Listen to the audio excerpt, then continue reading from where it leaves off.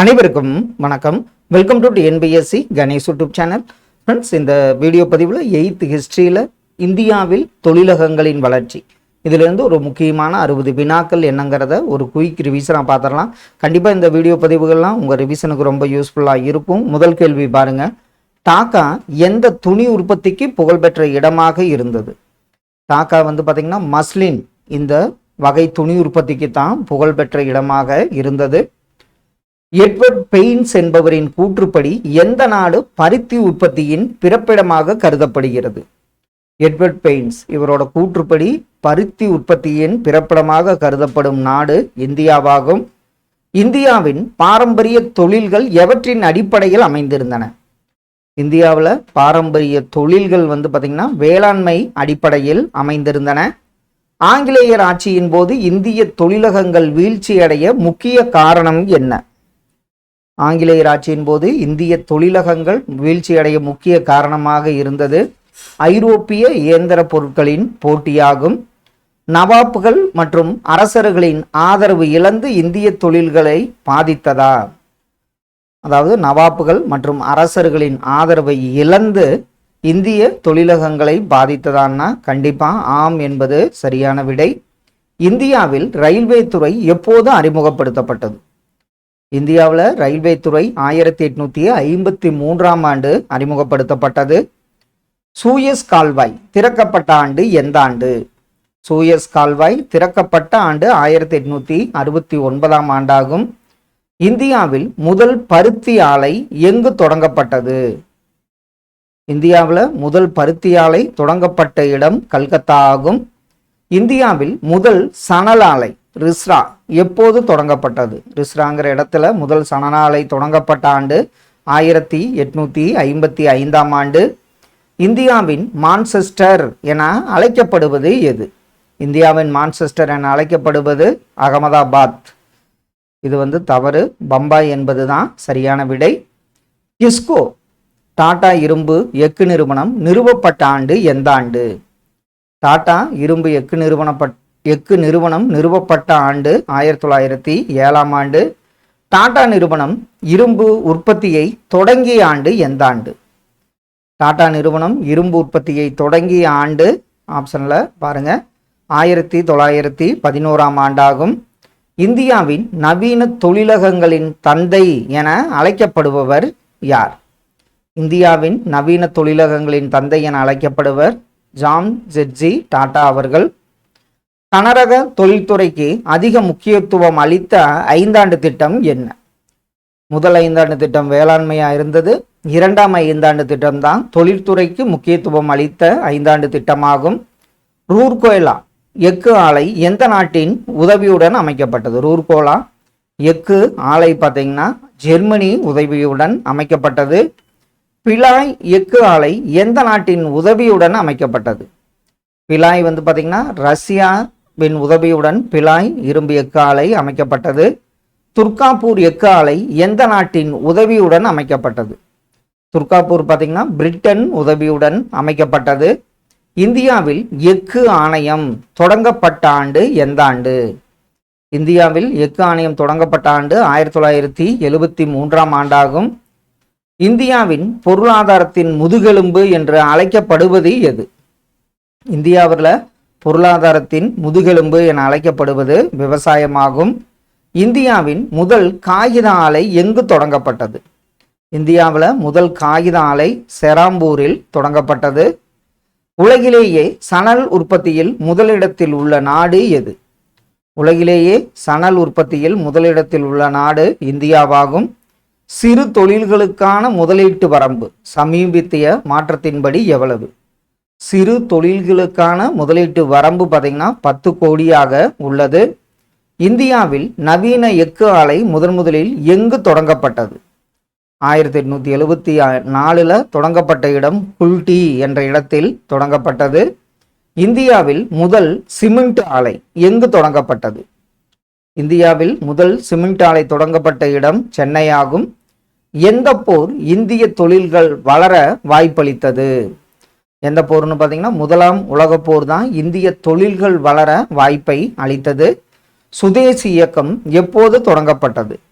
சுதேசி இயக்கம் 1905 ஐந்தாம் ஆண்டு தொடங்கப்பட்டது. இது 1906ன்னு கூட நினைக்கிறேன். சுதேசி இயக்கம். கீழ்கண்டவற்றுள் எது வேளாண் சார்ந்த தொழிலகம் அல்ல? இதுல பார்த்தீங்கன்னா இரும்பு என்பது வேளாண் சார்ந்த தொழில் கிடையாது. இந்தியாவில் முதல் அலுமினிய ஆலை எங்கு தொடங்கப்பட்டது? இந்தியாவில் முதல் அலுமினிய ஆலை தொடங்கப்பட்ட இடம் JK நகர் ஆகும். பருத்தி ஆலைகளின் தலைநகரம் என அழைக்கப்பட்டது எது? பருத்தி ஆலைகளின் தலைநகரம் என அழைக்கப்பட்டது பம்பாய் ஆகும். இந்தியாவில் பொன் இலை என அழைக்கப்படுவது எது? இந்தியாவின் பொன்னிலை என அழைக்கப்படுவது சணலாகும். பெட்ரோலியம் மற்றும் இயற்கை எரிவாயு நிறுவனம் எப்போது தொடங்கப்பட்டது? பெட்ரோலியம் மற்றும் இயற்கை எரிவாயு நிறுவனம் தொடங்கப்பட்ட ஆண்டு 1956ஆம் ஆண்டாகும். இந்தியாவின் ரயில் பெட்டி தொழிற்சாலை ICF எங்குள்ளது? ICF சென்னை பெரம்பூர். இப்போ பார்த்தீங்கன்னா ஆந்திராவிலும் இன்னைக்கும் என்னமோ தொடங்கி இருக்காங்க. சென்னை பெரம்பூர் என்பது சரியான விடை. நலிவடைந்த தொழில்களை சீரமைக்க உருவாக்கப்பட்ட வாரியம் எது? அது எந்த ஆண்டு உருவாக்கப்பட்டதுன்னு பார்த்தீங்கன்னா 1957ஆம் ஆண்டு உருவாக்கப்பட்டது. இந்தியாவின் பொதுத்துறை நிறுவனங்களின் தந்தை எனப்படுபவர் யார்? அவர் டாக்டர் கிருஷ்ணமூர்த்தி அவர்கள். தொழில் கொள்கை தீர்மானம் முதலில் எப்போது கொண்டு வரப்பட்டது? முதலாம் தொழில் கொள்கை, இரண்டாம் தொழில் கொள்கைன்னு தொழில் கொள்கை தீர்மானம் 1948ஆம் ஆண்டு கொண்டு வரப்பட்டது. புதிய பொருளாதார கொள்கை அறிமுகப்படுத்தப்பட்ட ஆண்டு எந்த ஆண்டு? புதிய பொருளாதார கொள்கை, அதாவது லிபரலைசேஷன், பிரைவேட்டைசேஷன், குளோபலைசேஷன் அறிமுகப்படுத்தப்பட்ட ஆண்டு 1991ஆம் ஆண்டு. இந்தியாவில் இரண்டாவது மிகப்பெரிய தொழிலகம் எது? இந்தியாவில் இரண்டாவது மிகப்பெரிய தொழிலகமாக உள்ளது சர்க்கரை தொழிலாகும். தாராளமயமாக்கல் என்றால் என்ன? தாராளமயமாக்கல் என்பது அரசோட கட்டுப்பாடு குறைப்பு என்பதுதான் தாராளமயமாக்கலாகும். ஒரு நாட்டின் வளர்ச்சியை கணக்கிட உதவும் முக்கிய காரணி என்ன? ஒரு நாட்டோட வளர்ச்சியை குறிப்பிட உதவிடும் முக்கிய காரணி பார்த்தீங்கன்னா GDP, மொத்த உள்நாட்டு உற்பத்தி ஆகும். இந்தியாவில் அதிகப்படியான வேலை வாய்ப்பை வழங்கும் துறை எந்த துறை? இந்தியாவில் அதிகப்படியான வேலை வாய்ப்பை வழங்கும் துறை விவசாயமாகும். பருத்தி ஆடைகளை அச்சிடும் முறைக்கு என்ன பெயர்? பருத்தி ஆடைகளை அச்சிடும் முறைக்கு காலிகோ என்று பெயர். இந்தியாவின் எந்த நகரம் கிழக்கின் மான்செஸ்டர் என அழைக்கப்பட்டது? அந்த நகரம் கிழக்கின் மான்செஸ்டர். இது ப்ரீவியஸில் நம்ம இந்தியாவின் மான்செஸ்டர் அகமதாபாத்னு தப்பாக கொடுத்தாச்சு. அது பம்பாய் தான் சரியான ஒன்றுன்னு சொல்லியிருப்பேன். இந்தியாவின் எந்த நகரம் கிழக்கின் மான்செஸ்டர் என அழைக்கப்படுகிறதுனா அகமதாபாத். சணல் வாரியத்தின் தலைமை அலுவலகம் எங்குள்ளது? சணல் வாரியத்தின் தலைமை அலுவலகம் கல்கத்தாவில் உள்ளது. பருத்தி விளைய ஏற்றமண், இது அடிக்கடி கேட்டிருக்காங்க, கரிசல் மண்ணாகும். இந்தியாவில் முதல் உரத் தொழிற்சாலை எங்கு தொடங்கப்பட்டது? சிந்திரி, ராணிப்பேட்டை என்பது இது டவுட் தான், ராணிப்பேட்டை என்பதாகும். பாரத கனரக மின்சாத நிறுவனம் பெல் எங்குள்ளது? இதில் பார்த்தீங்கன்னா திருச்சி, ஹைதராபாத், போபால் இவை அனைத்து இடங்களிலும் பாரத கனரக மின்சாதன நிறுவனம் உள்ளது. இந்தியாவின் முதல் மென்பொருள் பூங்கா எங்கு அமைக்கப்பட்டது? திருவனந்தபுரத்தில் அமைக்கப்பட்டது. இந்தியாவின் சிலிக்கான் பள்ளத்தாக்கு என்று அழைக்கப்படுவது பெங்களூர் ஆகும். கைவினைப் பொருட்களின் வீழ்ச்சிக்கு தாதாபாய் நவ்ரோஜி கூறும் காரணம், அந்த காரணம் பார்த்தீங்கன்னா சுரண்டல் கோட்பாடு என்ற காரணம். அதை பற்றி நூலையும் இயற்றியுள்ளார். இந்தியாவில் நடுத்தர தொழில்களுக்கான முதலீட்டு வரம்பு எவ்வளவு? 50 கோடியாகும். இந்தியாவில் முதல் காகித ஆலை 1812 தொடங்கப்பட்ட இடம் செராம்பூர்னு பார்த்தோம். அபுரி கிளர்ச்சி, இண்டிகோ கிளர்ச்சி நடைபெற்ற ஆண்டு 1859ஆம் ஆண்டாகும். இந்தியாவில் எந்த ஆண்டு வரை தொழில் வளர்ச்சி மந்தமாக இருந்தது? அது 1900ஆம் ஆண்டு வரை. எந்த காலத்தில் கைவினை பொருட்கள் உலக புகழ் பெற்றிருந்தன? இதில் பார்த்தீங்கன்னா முகலாயர் காலத்தில் தான் இந்திய கைவினை பொருட்கள் உலக புகழ் பெற்றிருந்தன. இந்தியாவில் தேயிலை தோட்டங்கள் முதலில் எங்கு உருவாக்கப்பட்டன?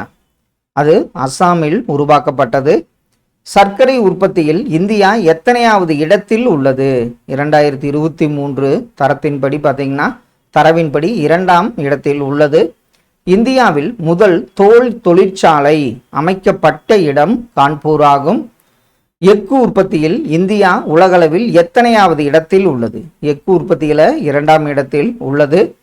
இந்தியாவில் அதிக அளவில் சணல் ஆலைகள் உள்ள மாநிலம் எது?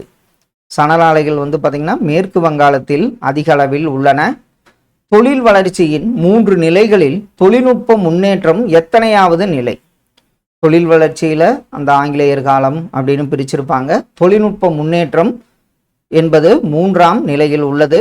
ஃப்ரெண்ட்ஸ், இந்த வீடியோ பதிவில் நம்ம 8th ஹிஸ்ட்ரியில் தொழிலகங்களின் வளர்ச்சி அதிலிருந்து ஒரு முக்கியமான 60 கேள்விகள் பார்த்தோம். கண்டிப்பாக இதெல்லாம் உங்கள் ஸ்டடீஸ்க்கு ரொம்ப யூஸ்ஃபுல்லாக இருக்குன்னு நம்புகிறோம். Thank you for your support.